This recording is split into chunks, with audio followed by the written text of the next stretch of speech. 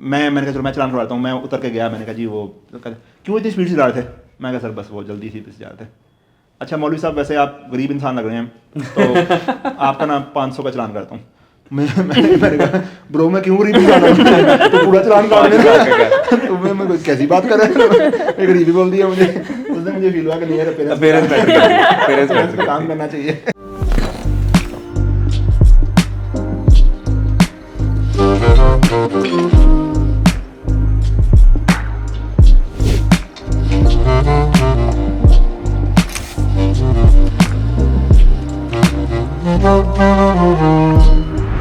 Insecurity शुरू होती है हमारे घर से।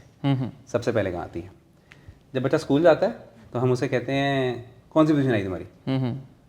वो कहता है जी सेकंड आई है। देखा, मैंने तुम्हें कहा था ना तुम उसके साथ खेलते हो, तुम्हें उसके साथ खेलना चाहिए था।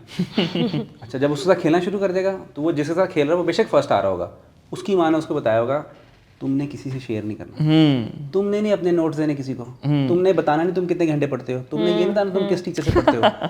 कंपटीशन स्टार्ट हो गया। वो क्या होता है, वो अपने शैलो में चला जाता है, वो बढ़ता जाता है बढ़ता जाता है बढ़ता जाता है। वही बच्चा आके किसी ऑर्गेनाइजेशन में HR हेड लग जाता है, तो वो तो किसी को नहीं जाने देगा आगे, बोलेगा ऐसी की तैसी सार होगी, मैं जुनेद को क्यों बताऊँ।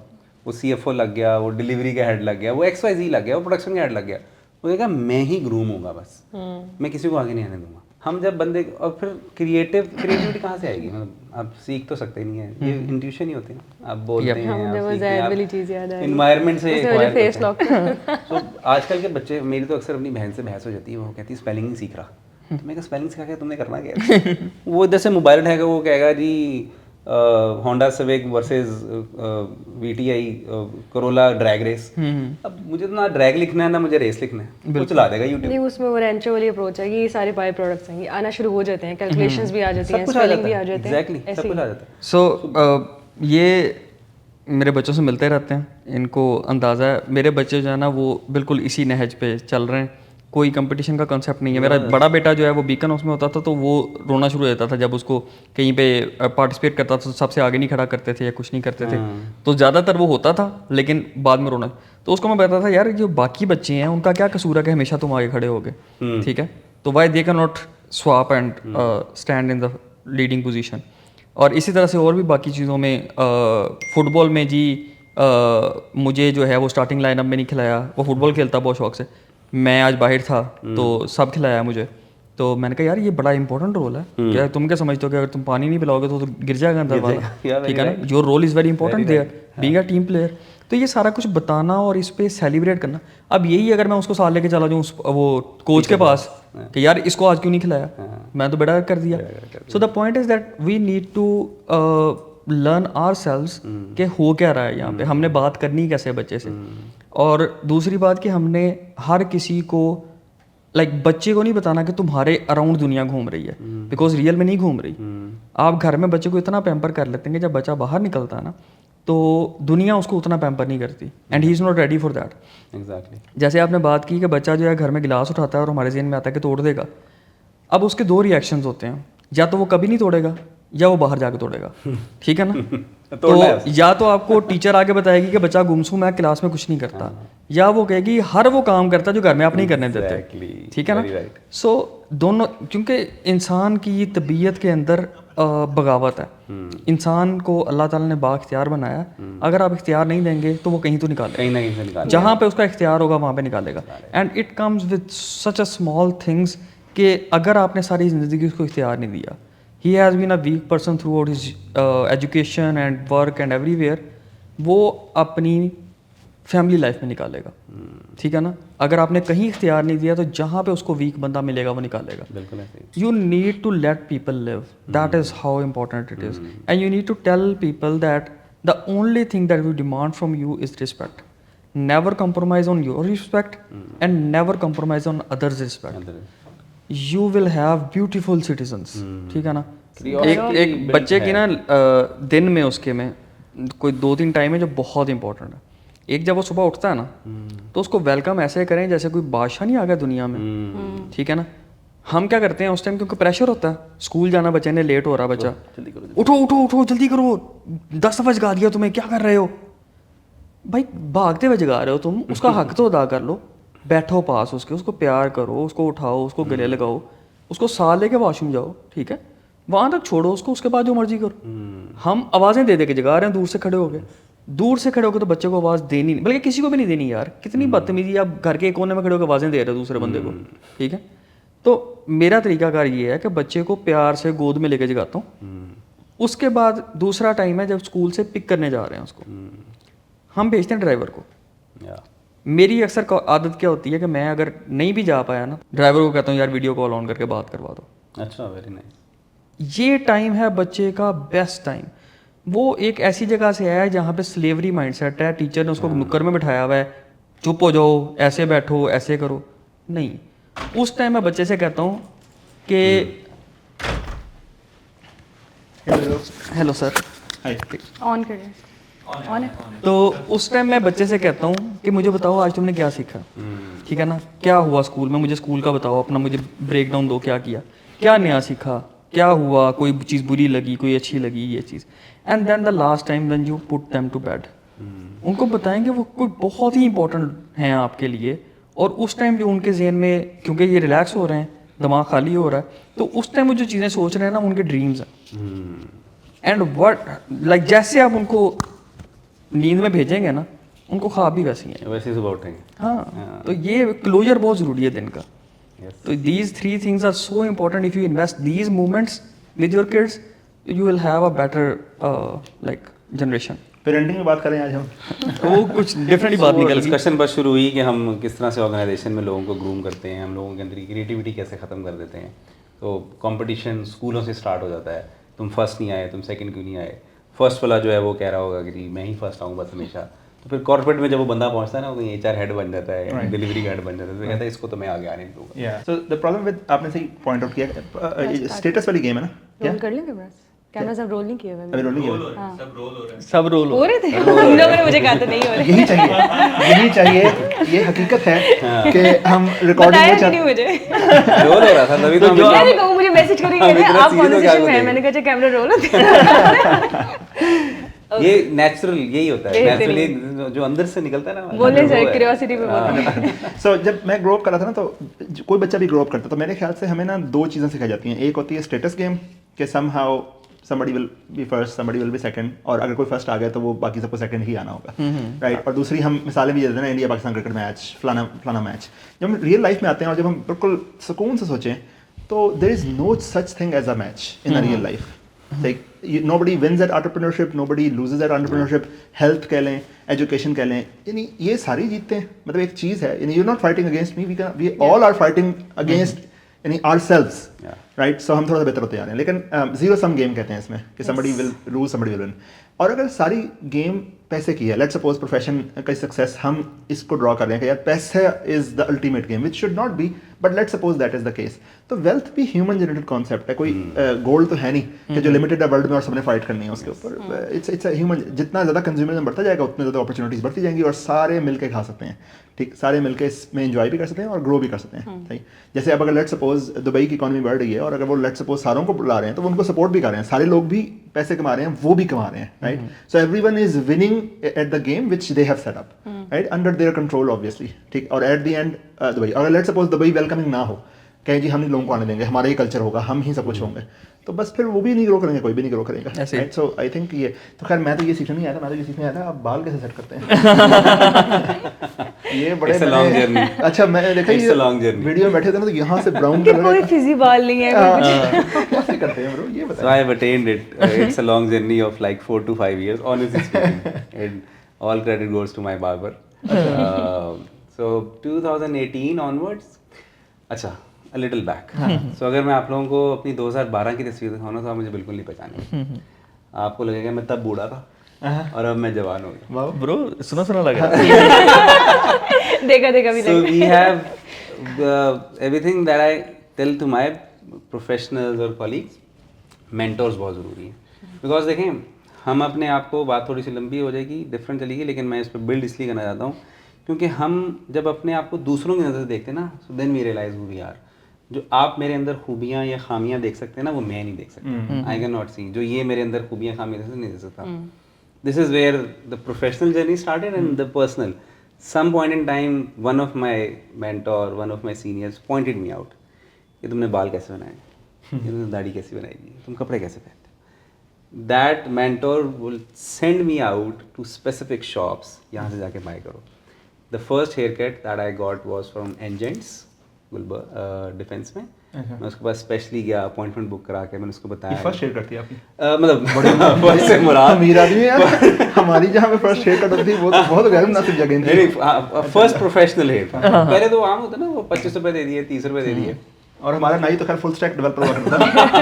वो देखे भी बना लेता था, कटिंग भी कर लेता था और दो काम और जो बताया नहीं जा सकते. मास्टर ऑफ ऑल नहीं, jack of all trade, master of none. So the first मुझे वहाँ भेजा गया 2014 में. 2500 रुपए दिए थे मैंने फॉर दिस साइट. ये वहाँ से बिल्ड होना शुरू हुई. 2 साल 3 साल 4 साल. फिर it took me 2 to 3 years to find one right person. So I remember once I used to wear tie with half sleeve shirts. Yeah. So one of my mentors शिवाशी लगे. उन्होंने कहा यार ये इधर आओ, आर्मी का जो कोड ऑफ कंडक्ट है, कोड ड्रेसिंग कोड सॉरी, उसके अंदर लिखा हुआ है you can not wear neck tie with a half sleeve, it is against the code. फिर सॉक्स कौन सी पहननी है, नो शो कब पहनना है, एंकल सॉक्स कब पहननी है, फुल सॉक्स कब पहननी है. मेरी वाली सॉक्स नहीं पहननी. कंप्लीट साइंस है, कंप्लीट साइंस है.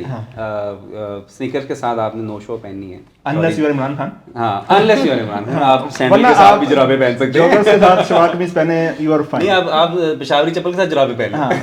Unless you are Imran Khan. वो और ही और है ना, वो तो एक्स ही और है. अच्छा, इसमें 2 मसलक हैं इस बात में, ठीक है. वो एक मसलक है जो कहता है यार देखो तुम खूबसूरत हो जैसे तुम बॉर्न हुए हो. आजकल जेनजी में बहुत ज़्यादा ये सीन चला हुआ है. तो यानी जैसे भी हो तुम खूबसूरत हो. हालांकि जब वो ये कह रहे होते हैं वो आपको जब देख भी नहीं रहे होते ऐसे. हाँ, तुम जैसे भी हो ना, कॉन्फिडेंट, क्योंकि उनको खुद भी कॉन्फिडेंस नहीं है. अच्छा, एक ये है. दूसरा मसला क्या, वो कह रहा है कि नहीं यार, you need to spend on yourself and that shows के. मैंने इस पर थोड़ा सोचा बालों वाले मामले पे स्पेशली, क्योंकि मेरे बाल बहुत ज़्यादा घुंघराले हैं. तो अभी पता नहीं सेट भी हुए हैं कि नहीं हुए. मैं ऐसे उठ के आया था, मेरा ख्याल था अभी शुरू करेंगे तो भी सेट नहीं चला है.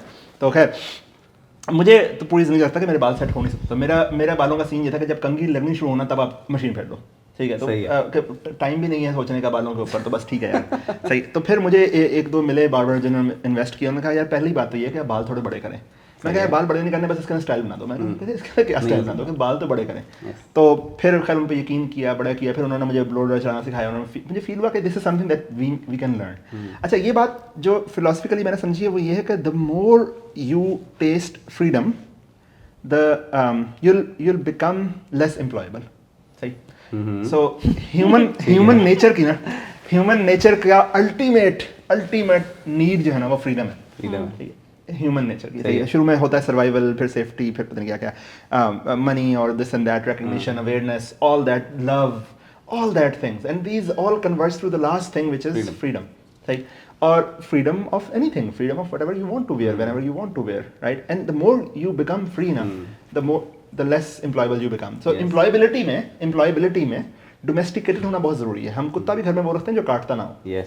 ठीक. जो वाइल्ड कुत्ता होगा ना वो नहीं हमें चाहिए, हमें डोमेस्टिकेटेड कुत्ता चाहिए. जो काटता होगा उसको हम कहेंगे यार इसको मिजरी से दूर करके इसको गोली मार दो.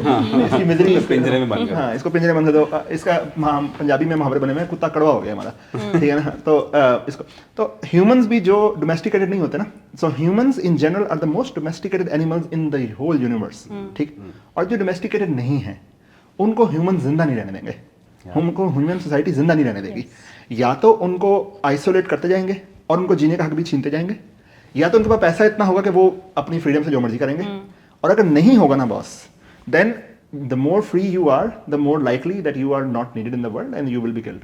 राइट. मेरा रति ख्याल है. खैर, तो मुझे लगता है कि फ्रीडम उतना अटेन करें जितना आपको एम्प्लॉयबिलिटी चाहिए.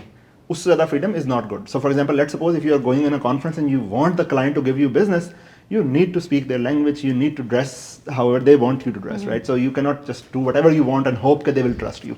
सही. क्योंकि उनको भी टेंशन होती है ना कि यार अच्छा अगर ये इतना ही बागी है और इतना ही फ्रीडम वाला है तो पता नहीं हम इन पर रिलाई करें, अपना पैसा इनके साथ लगाएं या ना लगाएं. ठीक. तो I think and if you decide कि you don't want to work on your dress, you don't want to do whatever you want to do, at least एक दफ़ा करके देख लें, समझ लें एक दफ़े सेटिंग में आ जाएं, फिर अपने लिए डिसाइड करें what is good for you और व्हाट इज़ नॉट। वो कहते हैं वो नॉलेज और विजडम में फ़र्क ये होता है ना कि नॉलेज को पता होना होता है कि ठीक है यार ये ऐसा है, ये ऐसा है, ऐसा है। विजडम ये होता है कि यार कहाँ पे कौन सी चीज़ सेट बैठती है, अप्लाई करना उसको। राइट। सो मुझे बड़े देर से बाद जाके वो समझ में आया, खैर वो अहमद साहब ने समझाया कि कौन सा परफ्यूम सर्दियों का है, कौन सा परफ्यूम गर्मियों का है, राइट। सो पहले ये समझ में आया था कि अच्छा परफ्यूम है, बुरा परफ्यूम है, हाँ इसकी तेज स्मेल है, इसकी हल्की स्मेल है, लेकिन फिर स्लोली ये फील होना शुरू, अच्छा हाँ यार वाकई सर्दियों में इसकी वो वाली फीलिंग आ रही है, गर्माहट वाली फीलिंग आ रही है, वार्म वाली, और यही अगर मैं सर्दी वो गर्मी में लगाऊंगा तो वो अच्छा नहीं लगेगा, वो अजीब सी एक वाइब देगा। अमीरों के चौंचले। अमीरों के साथ ऑफ कोर्स वो आप उस कैटेगरी से नहीं कि हम तो मुंह धो लें तो बस फिर हम पहचाने नहीं जाते। सर हमें तो उस तरह की कोट्स पसंद है, you are not ugly you are poor. वो किसी ने कहा था कि if you are born poor it is your mistake, but if you die it is not your mistake, but if you die poor this is your mistake. बस शायद ये कहना चाहता है कि अमीर घराने में शादी करो। शायद ये कहना चाह रहा था। शायद थोड़ा लेट भी हो गया। मैं तो नहीं लेट हुई। काफी हो गई है। नहीं मैंने आपको बताया था अल्हम्दुलिल्लाह अल्हम्दुलिल्लाह अल्हम्दुलिल्लाह जिमखाना की मेंबरशिप है। वो जिम का सॉर्टेड है। Yes, नहीं, yes, नहीं, yes. और फीमेल वाइफ साइड से हाँ जी, आपको क्या जहेज मिला होगा? अल्लाह जन्नत नसीब करे मेरे से। तो मैं ये लाइन में भी बहुत फिट बैठती है। If you born poor it is not good, but if you die poor तो ये है। तो भाई जो मैंने पहली शादी की तो Just ये एक फायदे मिनट नहीं देखनी हुए, होगी। फिर मैंने दूसरी शादी ये ड्रेसिंग से कर ली तो अच्छा मैं Bro, ब्रो ये कोई दूसरी शादी भी टेस्टिंग से कर ली। देखिए जुनैद भाई, हम तनख्वाह सिर्फ एक शादी की देते हैं। हम तनख्वाह एक ही शादी की देते हैं। वो आपको नहीं कितना पता। दूसरी शादी हमारी की- off- हाँ, वो हमारी ऑफ ये जुनैद साहब जो हैं ये जब फास्ट में थे तो मेरी इन पे नज़र थी, इनकी नज़र पता नहीं कहाँ पे थी, लेकिन मेरी नज़र इन पे थी। तो वो बड़ा एम्प्लॉयबल फिगर था ये, यानी जिस भी कंपनी में जाए ना उस कंपनी की तारीफें करी जाएगा। मैंने कहा यार ये कितना अच्छा बंदा है यार। यानी ये होता है आजकल पाकिस्तान में तरतीब ये है कि जहाँ पे आप जॉब करते हो ना उन्हीं को बुरा भला कहते हो, यार ये ऐसे हैं ये वैसे हैं। हमारी ना दूर की नज़र ज़रा स्ट्रांग होती है और करीब की नज़र बड़ी वीक होती है। सही है, दूसरों की अपॉर्चुनिटीज़ को देखते हैं, अपने लॉसेस को देख रहे होते हैं। जैसे इंस्टाग्राम पे लाइफ किसी की अच्छी चल रही तो सीन ऑन है, और भाई डेवजिंग के सोशल मीडिया पे क्या चल रहा है, इसका मतलब ये नहीं कि बाकी कंपनियां चुस्त हो गई हैं, हम सोशल मीडिया पे क्या बेच रहे हैं हमारा मर्जी। इसी तरह दूसरी कंपनी का भी ये हिसाब है। खैर, तो ये अपनी कंपनी की बड़ी तारीफ है। मैं कहा यार ये बंदा बड़ा अच्छा है, लेकिन मतलब वो जॉब छोड़ेगा तो मेरे पास आएगा, मतलब ये नजर रखनी पड़ती है, लेके चलना पड़ता है। फिर क्या स्टोरी हुई, कैसे आए आप डेवजिंग? फिर सर लाइक मेरा कज़न था यहाँ पे जॉब करता था, वो मेरे से 2 महीने पहले उसने फ्रेश ग्रेजुएट ज्वाइन किया, और भाई बड़े एक्साइटेड, बड़े हैप्पी, मेरे घर में रहते थे वो, तो ही वॉज वेरी हैप्पी। 2 हफ्ते हुए उसको, 2-3 हफ्ते हुए, और वो नया लैपटॉप और नया बाइक उसके अब्बू ने उसको लेके दिया। वो वापस जा रहा, रास्ते में स्नैचिंग हुई, उसका बाइक भी गया, लैपटॉप भी गया, सब कुछ गया, और उसने कहीं से फ़ोन पकड़ के मुझे कॉल की और मैंने उसको लिया वहाँ से। तो वहीं पर रात को बैठ के हमने उस्मान को मेल की कि उस्मान साहब ये हो गया, ये FIR है, मैकबुक वगैरह था, देख लें क्या करना है। तो उस्मान साहब का रिप्लाई आया कि शुक्र है तुम सेफ हो, तो बाकी सब कुछ हो जाएगा, ठीक है। तो मैंने कहा यार लाइक फास्ट का सीनियर है मेरा, लेकिन बंदा तो काफ़ी अच्छा है। अच्छा अब यहाँ पे आप रोकिएगा जरा, मैं बैठा हुआ था इस्लामाबाद में। मुझे रात को मेल आई 3 बजे। तो मेरा सीन ये है कि बॉस मैं काम पे ना तकरीबन एक्टिव होता हूँ, you send me an email, you get reply in 5 minutes, no matter what time it is. ठीक है, अगर मैं जाग रहा हूँ तो मैं अपनी मेल पे मौजूद हूँ। मुझे मेल आई कि जी मेरे साथ ये हो गया, और मैंने कहा यार अगर ये हो गया, अभी इसमें किसी का कसूर कैसे हो सकता है कि मतलब उसने स्नैचिंग कर ली। हदीस में भी आया कि अगर तुम अपनी जान के बदले अपना माल देना पड़े तो इट्स ओके, राइट। तो मफहूम है हदीस का। मैं कहा यार अल्लाह करे तुम सेफ हो सब कुछ। तो उसको भी ईमेल कर दी।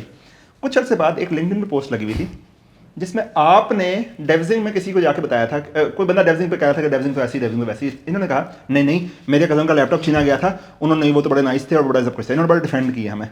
मुझे फील हुआ कि अच्छा ठीक है, ये वो इनके कोई दोस्त थे, वो अब लिखा होता है मेरे कज़न है, मैंने कहा इनके कज़न है, वो सीन ऑन। फिर मुझे पता लगा रिसेंटली ना कि आपने कहीं पे जॉब स्विच की है या कोई और हुई है। फिर मैंने आपको पिंग किया, मैंने कहा यार आप नहीं आपने नहीं पिंग किया मुझे, आपने मुझे पिंग मैंने उस्मान साहब को मैसेज किया एग्जैक्टली 20 जून 2022 को। मैंने उस्मान साहब को पिंग किया कि उस्मान साहब बहुत अन्य हायरिंग कर रहे हैं, तब हमारी एक्सपोनेंशियल ग्रोथ चल रही थी। मैंने कहा यार लेकिन सारे फ्रेश ही हायर करते हैं या कोई सीनियर भी हायर करते हैं? तो उस्मान साहब ने मुझे कहा कि if we have a job तो आर यू सीरियसली लुकिंग? तो मैंने कहा येस आई कैन कंसीडर। तो उस्मान ने मुझे कहा okay give me some time.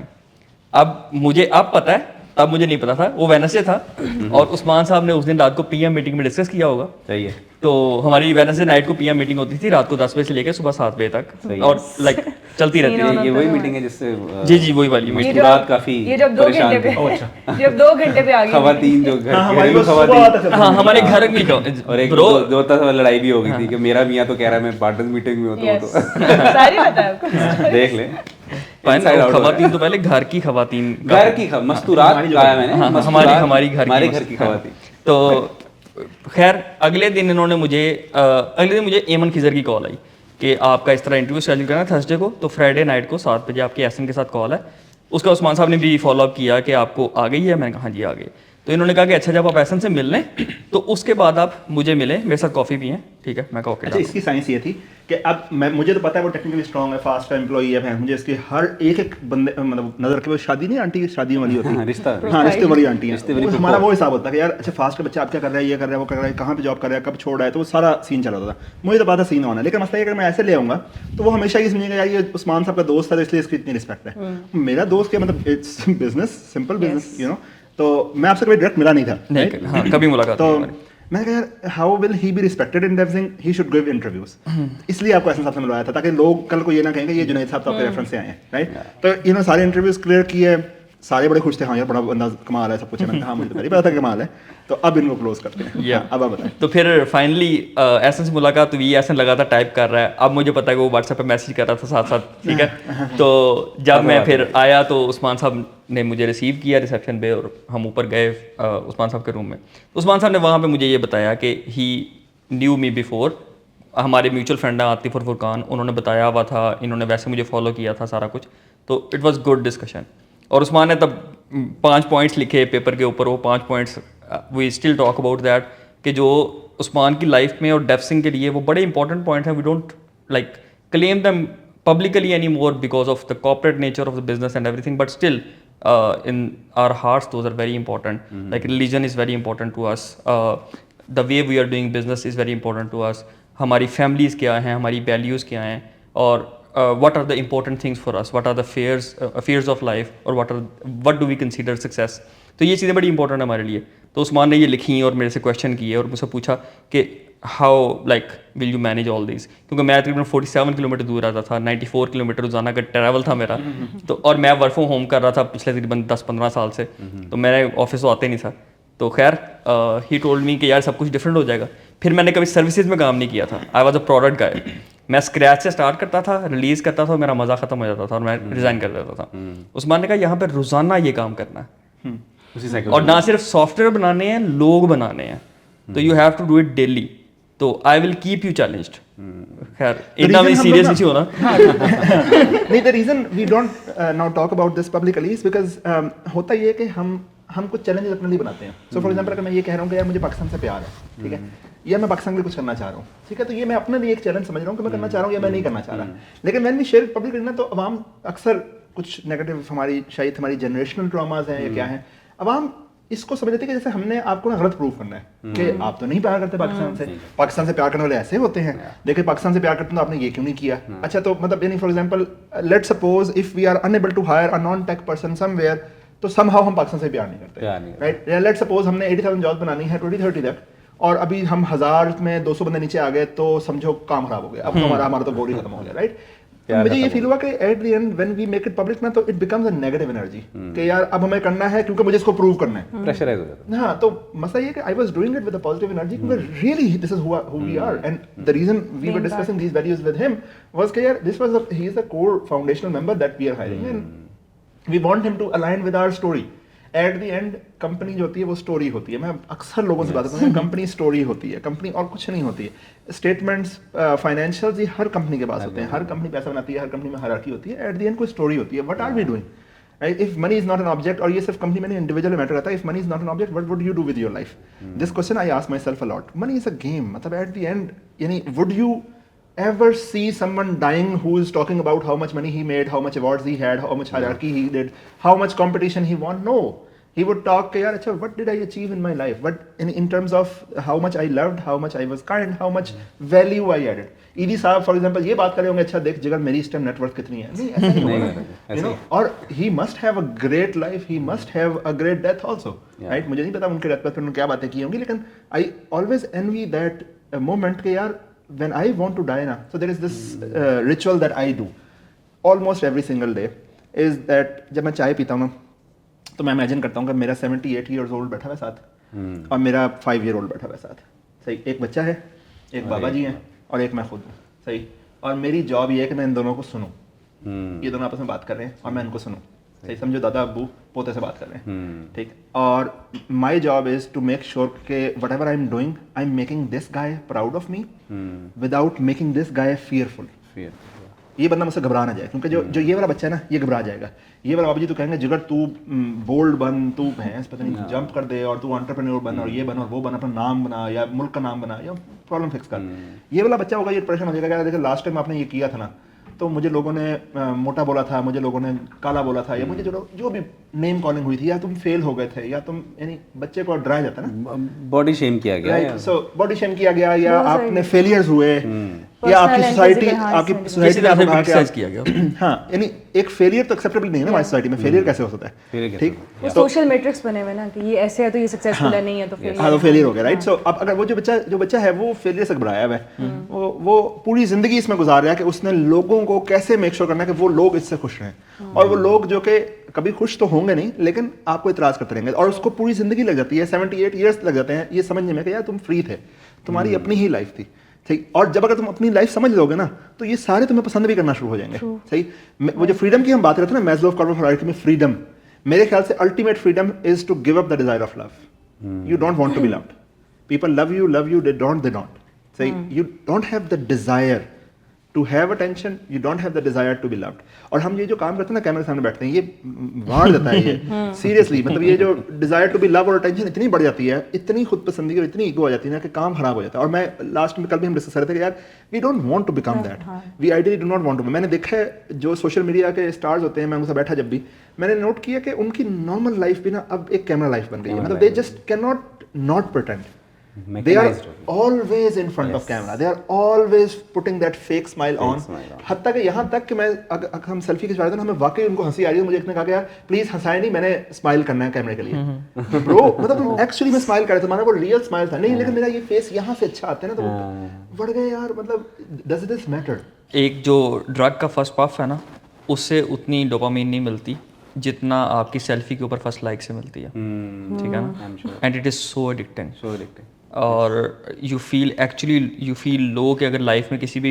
मसरूफियत की वजह से या किसी भी वजह से आपने सेल्फी पोस्ट नहीं की और आपको डोपामीन नहीं मिली, और आप दोबारा रीजनरेट करते हैं अपनी पुरानी पिक्चर जिस पे बहुत रीच मिली थी वो लोगों को दिखा के कि देखो ये मेरी पिक्चर, इस पे रीच मिली थी मुझे 2 साल पहले, और फिर लोग मेमोरीज पोस्ट कर रहे होते हैं। सो आजकल के ज़माने में पीपल यूज्ड टू से कि यार time is the only currency that you have, but I understood is कि time is not the currency that we have, attention is the currency that we have, सही, when you put attention on time, time stretches, time खुल जाता है, आप कहते हैं ना time मेरा आराम से गुजरे, मैं कंट्रोल में आ जाऊँ, put attention in your time, when you not attentive ना पूरा दिन गुजर जाएगा, पूरी जिंदगी गुजर जाएगी, पता नहीं चलेगा, सही, और अटेंशन किस चीज़ से लूज होती है, ये जो डोपामिन रिलीज है, जितना हम आफियत वाला जल्दी वाला सर कर देंगे डोपामिन रिलीज का, उतनी जल्दी हमारी टेंशन लूज होगी, ठीक, और ये 2 चीज़ों से होती है, एक ही जो इंस्टाग्राम इफेक्ट है और दूसरा पॉर्न, ठीक, ये इंस्टेंट आपको डोपामिन देता है और आपको उसी की याद पड़ जाती है, and you just do not understand how powerful this is, और उसके बाद ना आफियत वाली जिंदगी मुश्किल लगनी शुरू हो जाती है, यानी आप बैठ के बुक पढ़ ही नहीं सकते, बुक के अंदर से विजडम निकालना तो दूर की बात है, attention span is a real problem, but you don't understand इसके without attention span your life reduces, पुराने ज़माने में हमारे जो बुजुर्ग हुआ करते थे उन्होंने ज़िंदगी में इतने हज भी करते थे, इतनी किताबें भी लिख लेते थे और सब कुछ हो जाया करता था, क्या था वो हदीस की दुआ भी है ना कि अल्लाह मुबारक ली फी नौमी, कि मेरी नींद में बरकत डाल दे, ठीक, हम 10 घंटे भी सो के उठते हैं और टायर्ड होते हैं, राइट, वर्सेस कोई बंदा 4 घंटे सो रहा है और उसकी डीप स्लीप अचीव हो रही है और वो, राइट, सो मैं जस्ट ये कह रहा हूँ कि if you want to achieve more in your life you got to have a currency which is attention, and attention is a direct multiplier by how difficult it is, how much you are controlling your dopamine, ठीक, specially ये जो food हमारी होती हैं, right, हम आज ही बात करते हैं, आज ही बात ये जितनी भी इंसुलिन स्पाइक्स हैं, ये जो फूड में हम देते हैं एक दूसरे को, इससे मैं अल्केमी की बात कर रहा था आपसे कि इमाम गज़ाली ने कहा कि it's if you can not control your food, you can not control your mood, so your happiness depends on your controlling of food. तो फूड, पॉर्न और इंस्टाग्राम, ये 3 चीज़ें भाई, इंस्टाग्राम या सोशल मीडिया जो भी आप कर रहे हैं, इन 3 चीज़ों से निकल आएंगे, और ये जो आपका लाइट बल्ब और डोपामीन मोमेंट होता है ना, इसको जितना आप जेन्युइनली अर्न करें ना, उतना आपके लिए अच्छा है। और वो अर्न कैसे होगा? वो ऐसा कंटेंट जो कि आपको कुछ सिखा रहा हो लॉन्ग टर्म में। अब लॉन्ग टर्म कंटेंट तो कोई देखता नहीं, वो जेंजी का तो सीन ये 7 सेकंड में कुछ चाहिए, 7 सेकंड में आपको वर्ल्ड फिनोमेनास नहीं समझाए जा सकते, ठीक, नहीं समझाए जा सकते। Abundance of information will distract you now. आप कुछ कहेंगे? अभी ये जो आपने बात की थी ना, एक तो लॉन्ग टर्म की और दूसरी बात हम फ्रीडम की बात कर रहे थे। सो जब आप वो 78 और वो 5 years वाली जो कॉन्वर्सेशन बता रहे थे, उसमें मुझे लगता है कि जो फ्रीडम है ना, it comes with like a lot of loneliness. आप जब फ्री होते हैं ना, तो आपको अकेले रहने पड़ता है बहुत सारी चीज़ों में। और मैं इसको हमेशा अपनी एक बड़ी वो फ़नी सी एनालॉजी देती हूँ कि जब मुझे मेरे घर में ना अकेले रूम चाहिए था ना मुझे बहुत डर लगता है अकेले वैसे। तो अब मुझे उस डर की वजह से किसी न किसी इंसान को अपने साथ उस रूम में रखना होता है। और मेरी वो फ्रीडम जो होती है ना, मैंने अपनी मर्जी से कोई सॉन्ग सुनना है, कुछ भी होता है, लाइट्स ऑफ कर दो, इस टाइम पे ये कर दो, अब मुझे वो सारी चीज़ें कॉम्प्रोमाइज़ करनी पड़ती हैं बिकॉज मुझे अपने साथ किसी को रूम में रखना है। सो ये खैर ये तो इस तरह की, लेकिन इसलिए बहुत सारे लोग फ्री नहीं होते हैं और ये लॉन्ग टर्म सफ़र है। I remember one I took that decision कि मैंने मेडिकल से ये चीज़ चेंज करनी है, सारे मेरे सपोर्ट में थे लेकिन उस टाइम साथ नहीं थे मेरे उस सारे प्रोसेस में। मैंने अपने आप को फ्री तो कर लिया था, लेकिन मेरी हर दिन हर टाइम मैं बहुत डाउन रहती थी, क्योंकि वो एक होती है ना, आपको लोग वैलिडेशन दे रहे होते हैं, आपको बता रहे होते हैं नहीं नहीं तुम ठीक कर रहे हो, सारा कुछ कर रहे हो, वो नहीं थी उस टाइम पे। और फिर जब आप इवेंचुअली बन गए तब आपको पता चला अच्छा फ्रीडम ये करती है आपके साथ। लेकिन वो उसी में बात आ जाती है, फोकस की भी आ जाती है, अटेंशन की भी आ जाती है। बट उसके लिए कैसे रेडी हो इंसान कि आप लोनलीनेस को किस तरीके से कॉप करें उस टाइम में, अगर आपने फ्री होना है। सही। सो आपने बात शुरू की फियर से, सही। मुझे इन जनरल फियर का एक ही सोल्यूशन है बॉस, कन्फ्रंट योर फियर। जो आपका फियर है, it will come down to आपकी हर एक ख्वाहिश, आपकी हर एक चीज़ जो है ना, will come down to some love loss that you have when you were child. सही। जब आपको ये फियर फील हो रहा है अकेले कि आप, तो पहले तो अपने आप से पूछें आप कितना ओल्ड हैं, हाउ ओल्ड आर यू। तो यू विल रियलाइज कि you are maybe 15 years old, you may be 12 years old, maybe you are 5 year old right now। आपका बच्चा अंदर से वहीं फंसा हुआ है, राइट। सो उससे बात करेंगे आहिस्ता आहिस्ता, उससे थोड़ी कम्युनिकेट करेंगे, थेरेपी का स्टाइल है जो, राइट। और आपको आहिस्ता से उस फियर से निकलेंगे और उस फियर को थोड़ा कन्फ्रंट करेंगे, थोड़ा सा रहेंगे, फिर थोड़ा सा नहीं भी रहेंगे, फिर थोड़ा सा रहेंगे, फिर थोड़ा सा नहीं भी रहेंगे, और स्लोली यू रियलाइज कि वो फियर था नहीं। सही। बुलिंग का भी यही है कि आप बुली को अपने को फेस करेंगे, आप नहीं करेंगे, वो पूरी ज़िंदगी के लिए एक बुली आपके रहेगा, वो फियर आपके अंदर रहेगा। मुझे भी ये होता है कि यार ये वाला मसला फंसा है ना, अब मुझे कन्फ्रंट करना है इसको, और मुझे इसको घर तक छोड़ के आना है, वरना मुझे फियर ऑफ हाइट्स था, बहुत ज़्यादा फियर ऑफ हाइट्स था।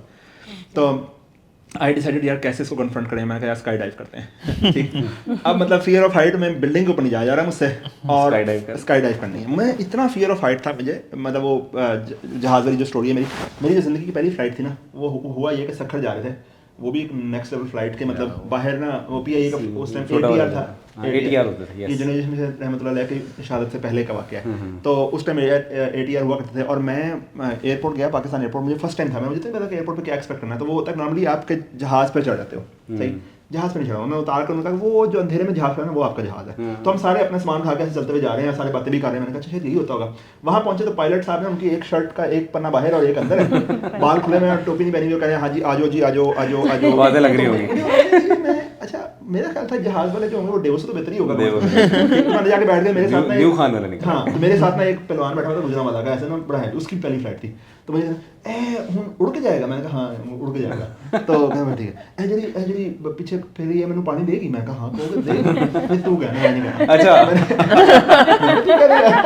हम डिस्ट्रैक्ट हो गए, लेकिन मैं ये वाकई अच्छा है। तो हमने उनको खैर पानी पूरी पिलाया जो भी। तो फ्लाइट ना शुरू हुई, रहीमिया खान के पास पहुंची ना, तो एकदम ऐसे डिप आया होगा, बहुत ही हैवी डिप। ओ मैं कहा ऐसे क्या हुआ है? तो बस सारे लोग ना पहले दफ़ा तो चलो या तौबा हुआ है। वो जो पहलवान साहब थे वो चीखें मारना शुरू हो गए, वो मैंने ला दो, मैंने कहा हो जाएगा। पहलवान साहब उस दिन उनका बच्चा जो था ना 5 year वाला वो बाहर आ गया भाई उस दिन, तो सीन ऑन। तो मैं अब इस सारे को एनालाइज करूँ। मैंने कहा देखो यार उस्मान, तुम एक पढ़े लिखे इंसान हो, तुम्हें ऐसे नहीं एक्ट करना चाहिए। It's okay. जब 3-4 डिप हुए ना, तो मुझे मैंने एनालाइज किया। मैंने कहा अच्छा यार देखो ये क्या चीज़ है, ये मेरा ख्याल है कि कोई जहाज़ में मसला चल रहा है, लेकिन मेरे साथ एक बंदा बैठा है, वो बड़ा सोफिस्टिकेटेड है, उसने कोट पर पहना हुआ है, वो ब्लैकबेरी पे लगा हुआ है, बड़ा आराम से काम शाम कर रहा है, बिजी है। मैंने कहा देखो ये भी तो है ना, इससे कुछ नहीं हो रहा, तो मैं क्यों शोर में जाऊँ, मैं सुकून से बैठा हूँ, तो डिप हो रहा है, इट्स ओके। थोड़ी देर बाद मेरी बिल्कुल बस हो गई। मैंने कहा अच्छा भाईजान आप ज़रा पढ़े लिखे आदमी लग रहे हैं, ये कुछ टर्बुलेंस बहुत ज़्यादा नहीं हो रही, मतलब ये वो और उस टाइम जहाज़ से कर रहे हैं। तो मुझे कहता हाँ टर्बुलेंस ज़्यादा हो रही है। उसने ब्लैकबेरी बंद किया, स्पून से इधर रखा, कहता याल्ला मेरी तौबा याल्ला मैं कहा लो जी जो पढ़ना है पढ़ लो। फिर मैंने भी जो मैंने तौबा की, वो जहाज़ आगे कराची जाना था, उन्होंने सखर में लैंड करवाया, तो सखर में सारे ही उतर गए, कोई नहीं गया आगे। उन्होंने कहा यार बस ले लेंगे, आगे नहीं गया। तो मेरा ये पहला एक्सपीरियंस था जहाज़ का। तो मुझे उसके बाद इतना ज़्यादा फियर, मेरा वैसे ही फियर ऑफ हाइट था, शदीद फियर बन गया मेरा, मुझसे फ्लाइट में सोया ना जाए। अब मैं आई वांटेड टू ट्रैवल माई मतलब travel the world in my life, right. मैं यहाँ से छोटी सी फ्लाइट लूँ, मेरा बुरा हाल हो जाए। अब लंबी फ्लाइट जो यूएस की वक्त इतनी 20-20 घंटे की, मेरी हल्की सी आंख बंद ना हो, मुझे लगे कि मतलब जैसे जब जहाज उड़ना शुरू होता है ना, तो आपके कान हल्के से आवाज़ बंद होना शुरू होती है, जैसे कान सोना शुरू होते हैं, प्रेशर हवा का कम होता है। मुझे लगे कि ये रेस से पाँव उठा लेते हैं। तो मुझे लगे ओ यार रेस पे पाँव रखते हैं, सारों को बढ़वाएगा, मतलब इन्हें क्या बंदा है क्या है। तो फिर मैंने पहले तो ये किया कि मैंने पढ़ा कि जहाज उड़ता कैसे है, ठीक है। तो पता लगा कि ऐसे नहीं, मतलब ऐसे ही जाता था। उसकी साइंस समझिए कि इसकी साइंस क्या होती है, टर्बुलेंस क्या होती है, अप्स एंड डाउन क्या होते हैं, रियल लाइफ ना। तो उससे एक थोड़ी सी आसानी हुई कि अच्छा यार ठीक है, जब वो होता है मुझे लगा अच्छा ये फलाना वाला मसला हो रहा है, ये इट्स ओके, सर्वाइव कर दूंगा जो भी। आपको लगा था याद आ गया। अच्छा, तो एक दफ़ा ना वो बल्कि मुझे याद आया, हम एक साहब के साथ डेवलिंग की फ्लाइट थी, मेरी दूसरी थी, उनकी पहली थी। तो जब जहाज़ निकलना शुरू हुआ ना, स्लोली रनवे की तरफ जा रहा था, तो मुझे कहते हैं यार इतना स्लो जाएगा तो हम पहुंचेंगे तो नहीं। मैं कह रहा अभी चलना शुरू होगा, अभी हौसला रख। कहता ठीक है। अब मैं अच्छा फील रहा था, मैं दूसरी दफ़ा फ्लाइट में, वो पहली दफ़ा फ्लाइट में, जब रनवे पे शुरू होना कहता ये तो बहुत तेज़ जा रहा है, अगर इतने तेज़ जा रहा है तो उसको उड़ने की जरूरत नहीं, तो ऐसे ही पहुंच जाएगा। खैर, तो मेरा वो फियर ऑफ हाइट शुरू हो गया। मैं कहा इसको कैसे निकला जाए, क्योंकि मेरे लिए फ्लाइट कंफर्टेबल नहीं है, मैं सो नहीं सकता, बहुत अजाब है मेरे लिए। फिर मैंने कहा यार जंप फ्रॉम अ प्लेन, ठीक। फिर मैं गया चेक रिपब्लिक, वहाँ पे रशियन था बंदा, मैंने उससे कहा कि यार विल आई कम डाउन ना, तो मैंने कहा oh yes you will come down. तो मैंने कहा bro no no that's not what I am asking. तो कहता है कि या यू विल कम डाउन। मैंने कहा हाँ but in one piece. Well that depends if your parachute opens. बढ़ गए भाई। तो ऊपर हम गए, बादलों के अंदर से हम ऊपर गए, तो नीचे ना बादल नजर ना आ रहे हो, तो बादलों में ज़मीन नजर आ रही है। फिर हमने जब जंप लगाया तो बिल्कुल बस हो गई। पहली दफ़ा बहुत मुश्किल हुआ, फिर मुझे हुआ कि यार नहीं अभी भी ना, मतलब अभी मेरा डर नहीं मरा, मतलब हुआ मुश्किल, चीखें मारी, सब कुछ हुआ, लेकिन डर नहीं मरा। फिर मैं दोबारा गया कैलिफोर्निया में, हमने जंप फ्रॉम अ प्लेन किया। फिर मैं अपनी वाइफ के साथ दुबई गया, फिर तीसरी दफ़ा किया। तो जब ये 3-4 दफ़ा कर लेना, उसके बाद मुझे हाइट का फियर सॉर्ट ऑफ वो अंदर ही बढ़ गया, मतलब ये सब है ही नहीं अपना, ठीक। तो उसके बाद मेरा फ्लाइट जो होता है वो मेरा मोस्ट पीसफुल टाइम होता है। मतलब अब मैं फ्लाइट के अंदर आराम से अपनी चाय पीता हूँ, अपना मूवी शूवी देखता हूँ, कोई इंटरनेट बंद होता है, तो मेरे लिए बहुत पीसफुल टाइम होता है। In general what I was trying to say with this whole वाकया was confront your fear. There is no other way, and only you can do it. You cannot take support. यानी we are alone in this life. You know, we are no one's responsibility. Matter नहीं करता आपके childhood traumas क्या है, matter नहीं करता लाहौर में क्या हालात मिले आपको, आपके वालिदैन अब्यूसिव थे, अटेंशन मिली ना मिली। आपकी जॉब है अपने आप को फिक्स करना। खुद नहीं फिक्स करेंगे तो ज़माना बहुत बुरी तरह से फिक्स करेगा, ठीक। अच्छा जल्दी फिक्स कर ले। मैंने पहले कहा था ना, डोमेस्टिकेट नहीं होंगे तो लोग जीने नहीं देंगे। You got to become domesticated and then realise कि what is freedom and become have the wisdom of deciding कि यार इतना मुझे चाहिए, इतना मुझे नहीं चाहिए, right. You have to make money, you have to live, you have to earn the right to freedom. Freedom earn करना पड़ता है, फ्रीडम मिलता नहीं है, अर्न करना पड़ता है। तो खैर बहरहाल, तो आपकी बात खैर छोटी सी थी, मैंने कहा थोड़ा सा मुझे ना वो जब आप जहाज़ वाला उतारे थे, मुझे अमनान का वाक़या याद आया। हम कराची जा रहे थे आपके साथ, तो मेरी और अमनान की पहली फ्लाइट थी वो वाली। अच्छा वो पहली था, वो पहली थी, जो फर्स्ट टाइम हम गए थे वो एक पॉडकास्ट के लिए। तो वो अब चल ही जा रहा है जहाज़, मुझे भी नहीं पता था वो इतनी देर चलता है। मैं भी देखी जा रही हूँ, विंडो सीट पे बैठा है, मुझे देखी जा रहा है एंड ही चलता है। मैं चली जा रही थोड़ी, वो कहता ऊंची आवाज़ में वो रेडी जा रहा है कि उड़ा। वो अक्सर ये भी होता है ना, पहले वो जहाज़ में बैठे, उसने कहा भाई ये क्या है, उसने कहा भाई ये जहाज़ इसको टैक्सी में है, कहते भाई जहाज़ में बैठे थे टैक्सी में। भाई इसको स्टेट को टैक्सी बोलते हैं। चल रहा है अभी। वो ना हमारे जब यूएस से वापस फ्लाइट आती थी, मेरे लिए बड़ा थेराप्यूटिक होता था, मैं बड़ा सुकून में। हम दुबई लैंड करते थे, दुबई से जो पाकिस्तान की फ्लाइट हुआ करती थी ना, वो भाई एक इतना चिड़ियाघर अजाब, मतलब यानी एक तो हम 20-22 घंटे की फ्लाइट लेके आए हैं, हमारी ना बस, उनकी एक्साइटमेंट अभी शुरू ही हो गई। उनकी फ्लाइट अभी शुरू हुई है, मैं आज ना सुकून से बैठा एक दफ़ा एक फ्लाइट में, पाकिस्तान की फ्लाइट थी। दूसरा उसका मसला ये होता है कि ना पाकिस्तानी अक्सर हमारे अहबाब जिनको यहाँ पे शराब इलीगल है लेकिन इंटरनेशनल फ्लाइट में लीगल है, भाई अगर लीगल है इसका मतलब ये तो नहीं कि हलाल हो गई है, राइट। बहरहाल तो उनको होता है यार हमने आखिरी दफ़ा ना पीनी है, ठीक। तो मैं बैठा हुआ एक दफ़ा अपनी फ्लाइट में सुकून से, मैं यार शुक्र है बैठ के सुकून से आके, इधर एक साहब बैठे हुए जिनको शराब पीनी थी और इधर एक साहब बैठे थे जिनको बहुत दीनदारी आई हुई थी, ठीक। तो इसने शराब मंगवा ली, ये वाला भाई मुझे कहता वही शराब पी रहे हराम है इसको कहता तो मैं कहा हाँ ये उसने मैं तो देखा मैं कहा वो ये क्या मुझे मैं ऐसे बैठा हूँ इन दोनों की ना बहस खुल गई वाफर ही ज़्यादा हैवी कहता ये लीगल है यहाँ पे कहता लीगल नहीं है पाकिस्तान से दाखिल हो गए हैं वो मैं कहा वजह बहस मैं उठकर मैं वॉशरूम के बहाने में चला गया वॉशरूम में कहा यार बहस कौन करूँ ये वखरा इन्होंने अपना केस खोल लिया मैं वॉशरूम में गया मैं थोड़ा सा बाहर आया मैं ज़्यादा खोला तो वॉशरूम के बाहर खड़े हुए बहस कर दोनों को वॉशरूम जाना था अच्छा मैं बाहर ही आया हूँ तो मुझे कहते मौलवी साहब आप बताएं मौलवी क्या बताए यहाँ पे मैं कैसे बताऊँ मैं खैर उनको छोड़ के मैं अपनी सीट पे आकर सुकून से बैठा तो पीछे कोई लड़की थी जिसकी कोई खाला बैठी हुई थी लुबना खाला मुझे आज भी याद है नाम तो वो मतलब उनके लिए स्पेशल होगा कि लुबना खाला भी आई हुई है मतलब तो उसने कहा ओ लुबना खाला उसने इतनी एक्साइटमेंट से कहा मुझे भी वक्त देना लुबना खाला मैंने कहा ब्रो लुबना खाला किधर है मुझे भी चाहिए कुमकुम के मेले में लगी होगी ना लुबना खाला सही है लुबना उसकी है मेरी नहीं है तो पाकिस्तान की फ्लाइट जो है ना वो एक अमेजिंग एक्सपीरियंस होता है और इसमें बहुत लड़ने को मिलता है मैं एक दफ़ा आ रहा तो अच्छा मैं चूँकि अक्सर शलवार कमीज़ में आया करता मेरा शलवार कमीज़ का यूएस का ये हुआ करता कि मुझे ना किसी ने कहा था कि यूएस की फ्लाइट में ना शलवार कमीज़ में नहीं जाना तो मेरा ना मसला होता है कि अच्छा नहीं जाना जरूर जाना सही अब तो शलवार कमीज़ में ही जाना है ठीक है भाई ये क्या बात हुई मतलब हम किसी कंट्री में भीख मांगने थोड़ी जा रहे हैं हम तो अपना काम करने जा रहे हैं अगर शलवार वैसे हम पैंट शर्ट पहने ऑल बात है लेकिन इस डर की वजह से कि लोग हमें एंटर नहीं होने देंगे ऐसी तैसी हम शलवार कमीज़ पहने जाएंगे खैर ये कोई अच्छी बात नहीं है मेरे साथ हमेशा माशाल्लाह अलग से मेरी रैंडम चेकिंग होती है लेकिन हाँ तो लेकिन बहरहाल मैंने कहा जी शलवार कमीज़ लेकिन उसका फ़ायदा जब मैं पाकिस्तान वापस आ रहा था ना उसमें फ़ायदा ये होता है कि वो शलवार कमीज़ होती तो वो कहते हैं यार मौलवी साहब मैं शलवार कमीज़ में इन्होंने क्या मतलब चलो जाएँ यार आप तो मैं एक दफ़ा ना आ रहा तो मुझे किसी ने कहा कि यार मेरा लैपटॉप भी ले जाना वो मेरे पास ना कुछ 6 लैपटॉप इकट्ठे हो गए एक लैपटॉप लाना लीगल है दूसरे पे आपको कस्टम देना होता है तीसरे पे तो छुपा कर नहीं लानी चाहिए चीज़ें राइट मैं इस पर बिलीव भी नहीं करता लेकिन वो नई थी वो किसी ने मंगवाई थी तो मैं ले आया नॉर्मली मैंने लेकर तो मैं ले आया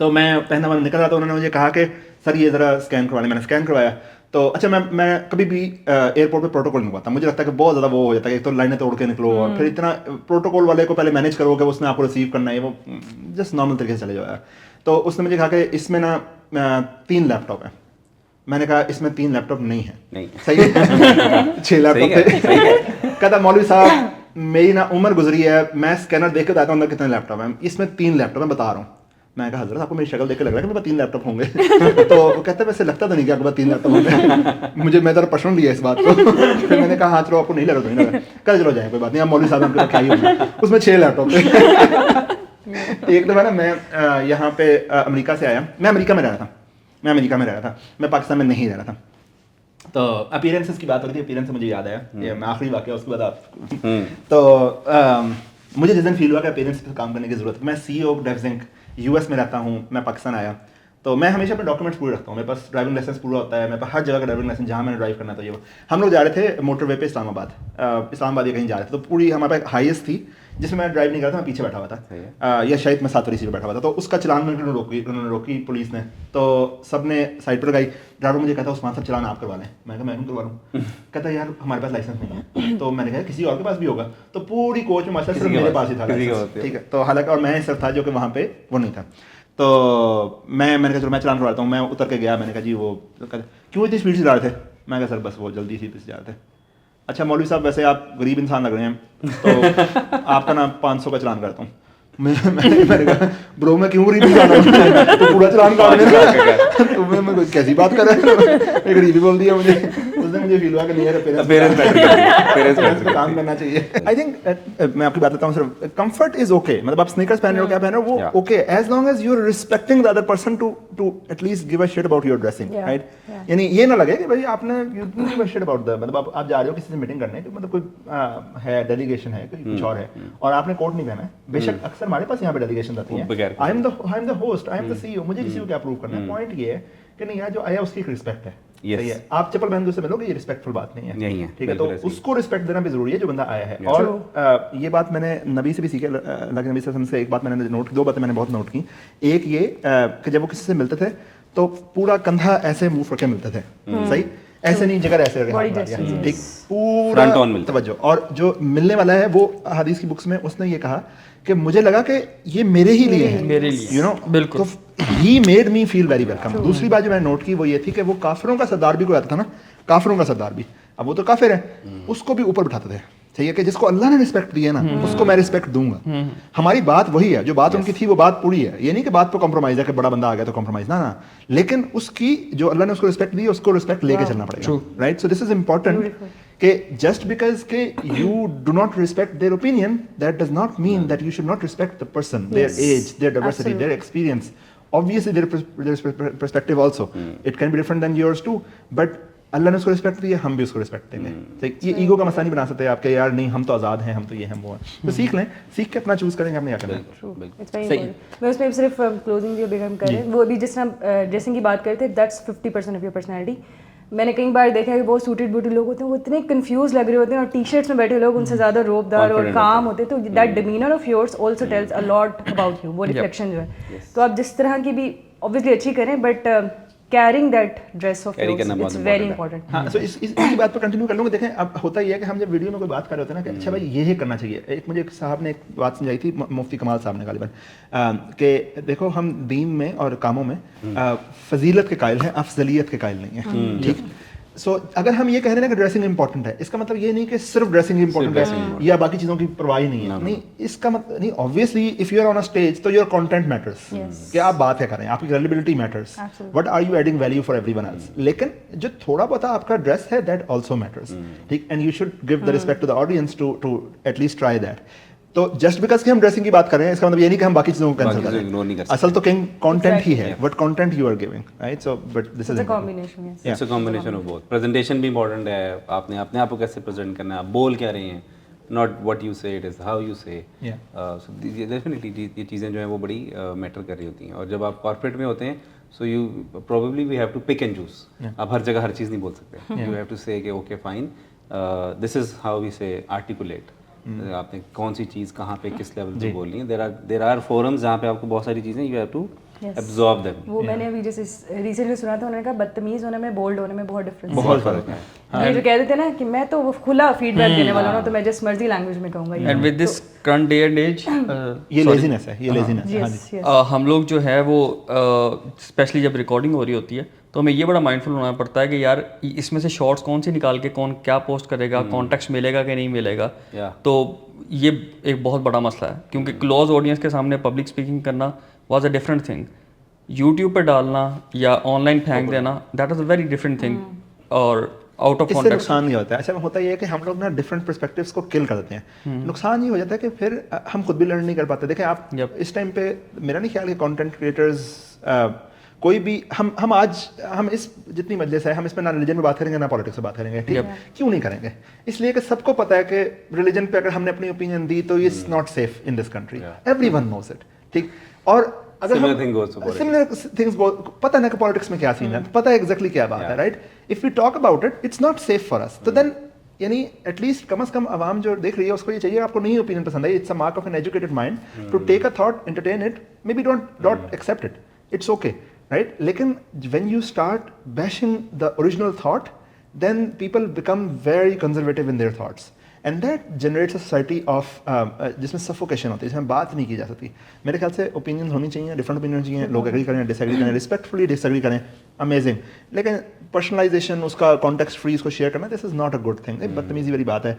और ये जो लोग करते हैं वो अक्सर अटेंशन सीख कर रहे होते हैं, उनके यानी ऑब्वियसली उनके पेरेंटल इश्यूज होते हैं, उनके वालिदैन उनको नहीं दी वो अटेंशन जो वो लोगों में ढूंढ रहे हैं अब, और वो खुद तो वो अपना कंटेंट प्रोड्यूस करके नहीं कर सकते, लेकिन वो लोगों के कंटेंट में से नेगेटिविटी निकाल के समहाउ इसका करें। तो आई थिंक डिबेट से निकल के ना डायलॉग में आए। तो when I was like in university, तो मैंने फर्स्ट टाइम सुना कि what's the difference between a debate and dialogue. तो डिबेट में आपने साबित करना होता है कि दूसरी साइड गलत है या, तो उसमें वो होता है कि ग्रे एरिया कोई नहीं, ब्लैक एंड वाइट है। So dialogue makes more sense कि जब हम बात करेंगे फिर उसमें अपना ओपिनियन और रिस्पेक्ट भी करेंगे, तो वो वाली चीज़, ये दोनों में शिफ्टिंग मेरे ख्याल से ज़रूरी है। और आप you can clearly see in your teams कि यार ये बंदा ना दूर तक जाएगा, इसको वो जैसा हमारे पुराने ज़माने में कहते हैं ना, इसको वो क्या उस्तादों की जूती सीधे करना आता है, कि यार इसको पता है इसने नॉलेज किससे लेना है, नॉलेज की रिस्पेक्ट है, ठीक। आपको किसी से कुछ चाहिए और यूनिवर्स आपको सिखाने के लिए बैठी, मैं बता रहा हूँ। अल्लाह ताला ने गेम बनाई ही ऐसे कि हर चीज़ आपको सिखा रही है, सिर्फ आप सीखने वाले बनो, ठीक। और हम सरप्राइजिंगली इससे इतना घबराते हैं कि यार ओहो कुछ नया ना पता चल जाए, कुछ कन्फ्यूजन जो हमारा जो हमने ट्रूथ अपने लिए रियलिटी बना ली, हमारे इको चैम्बर्स होते हैं जो हमें पता है, हम उसी के अंदर गूंज पैदा कर रहे हैं। हम अपने इको चैम्बर से बाहर नहीं निकलना चाह रहे हैं, उनका शायद यही है, क्योंकि ट्रूथ इज अनकंफर्टेबल, बट लेकिन वो अनकंफर्टेबल रास्ता आपको जहाँ पहुँचाएगा ना bro, that is a beautiful valley, that is a great valley to be in. ठीक, तो ये बात इख्तियार करें। और दो तरह के बंदे ना आपको बड़े प्रोमिनेंटली नज़र आएंगे कि जब कोई बात हो रही हो और इख्तलाफ राय हो, तो एक तरह के बंदे होंगे जो ऐसे बैठे होंगे ना, तो ऐसे हो जाएंगे, ले अभी तू शुरू हो जा, ठीक है ना। और दूसरे बंदे होंगे जो साथ ही ऐसे हो जाएंगे, अब सीखने को मिलेगा, या इख्तलाफ राय हुआ है, अब मजा आएगा। So that is amazing. हदीस का मफहूम है कि उलमा का हुस्न है इख्तिलाफ राय।